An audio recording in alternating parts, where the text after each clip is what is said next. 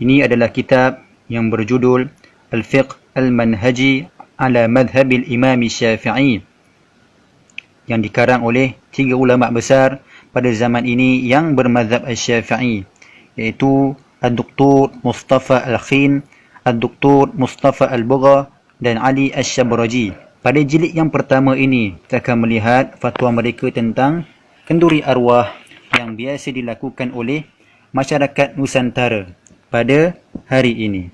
Mereka mengatakan, insyighalu ahli al-mayyiti bi sana'it ta'ami wa jam'un nasi alaihi kama huwa al-mu'tadu fi hadzal asri bid'atun tunaqidu sunnata wa tukhalifuha mukhalafatan syadidatan. Keluarga si mati mempersibukkan diri dengan membuatkan makanan dan mengumpulkan manusia kerananya seperti mana yang biasa dilakukan pada zaman ini. Ianya adalah bid'ah yang berlawanan dengan sunnah dan menyelisihi sunnah dengan sebenar-benar penyelisihan.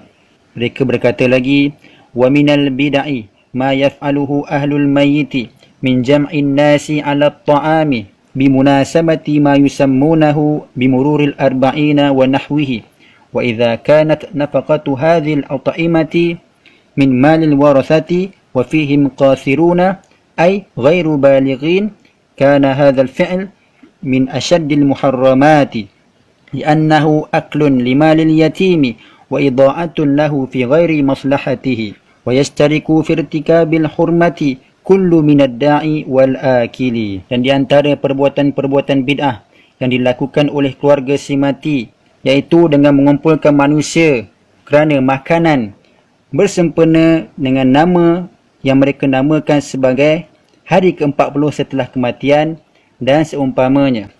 Dan sekiranya harta tersebut dibuatkan makanan yang diambil daripada harta si waris yang mana mereka masih lagi kecil, yakni belum balik, sesungguhnya perbuatan tersebut lebih berat keharamannya.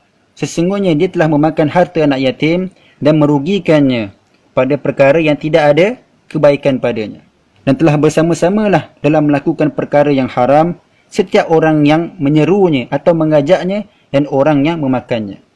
Saya ulang, wa yastariku fi irtikabil hurmati kullu minad da'i wal akili. Telah bersama-samalah dalam melakukan perkara yang haram bagi setiap orang yang mengajaknya dan memakannya.